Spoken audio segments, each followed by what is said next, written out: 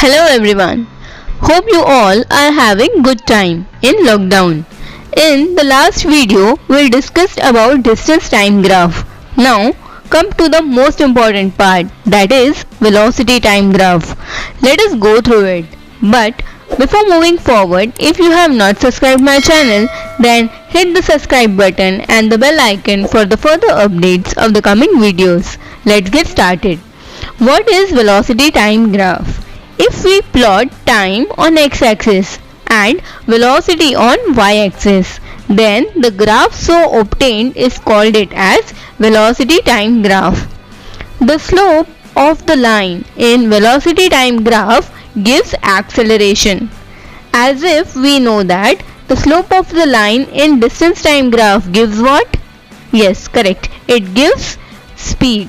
Similarly, slope is equals to change in y coordinate upon change in x coordinate.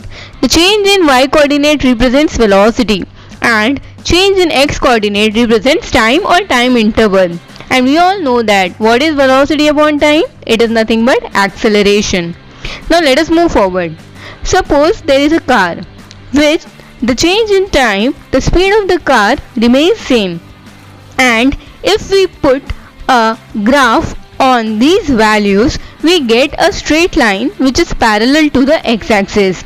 Now, as we know, the slope of the line in velocity time graph represents acceleration. Here, the line is straight, which represents the acceleration is 0, and also the body is in uniform motion with a constant velocity. Now suppose with the change in time, the change in velocity of the car is same.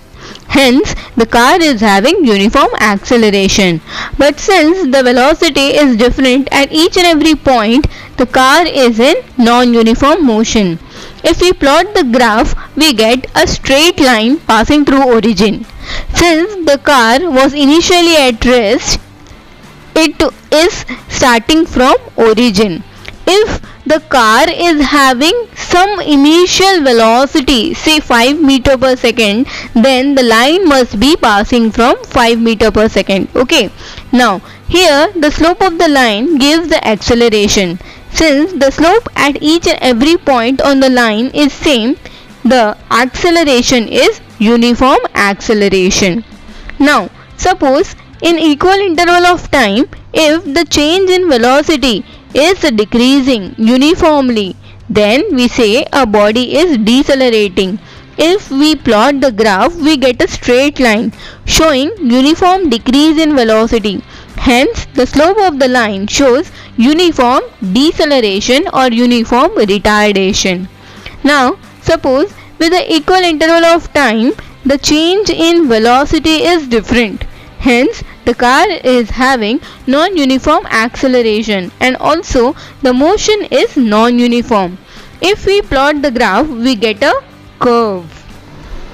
Now, the most important thing to note here is that in velocity time graph, the area under the line or a curve gives distance or displacement of the object. It means that by using velocity time graph or speed time graph, we can calculate distance or displacement respectively. Here you should note that speed time graph is similar to velocity time graph. Since we are only dealing with the magnitude, the calculation and everything remains the same. Now let us see one example to understand this concept properly. Now let us consider an example. Okay, calculate acceleration from O to A. Also we have to calculate displacement from O to A. Similarly, we are calculating acceleration and displacement for A to B and B to C. Now let us move forward. First we will consider from O to A. Here we can see that the line OA is straight line passing through origin and inclined at some angle. So this shows that the body is having uniform acceleration. Now let us calculate the acceleration. Slope OA, which is nothing but the acceleration with respect to OA, which is equals to change in velocity upon change in time. We all know that what is change in velocity, which is final velocity minus initial velocity upon time interval, which is t2 minus t1. here it is equals to 15 minus 0 upon 3 minus 0. What we will get is 5 meter per second square. And hence in this way we can calculate the acceleration of a body from point O to A. Now let us calculate the displacement. Displacement from O to A, what it can be is nothing but the area of the triangle, which is the area occupied from O, A and D, which is nothing but equals to half into base into height, which is nothing but the formula of a triangle, equals to half into base which is OD into AD, which is equals to half into 3 into 15, and finally we get the answer, which is 22.5 meter square. This is a very simple process by which we can calculate acceleration as well as the displacement of the object. Now similarly we will calculate the acceleration for A to B. Slope AB is nothing but equals to acceleration and equals to change in velocity upon time interval, which is equals to 15 minus 15 upon 5 minus 3, which is nothing but equals to 0 meter per second square. This shows that the body is in uniform velocity. It is having uniform velocity and the acceleration of that body is 0. Okay.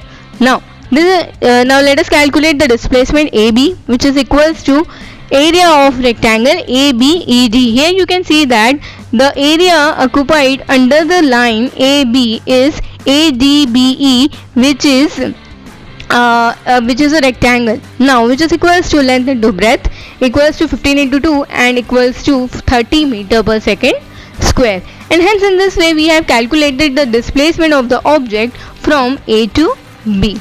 Now here you can see that the line is getting declined, okay, from B to C. So what does it will show? Since it is a straight line, it will show that the body is showing retardation or deceleration.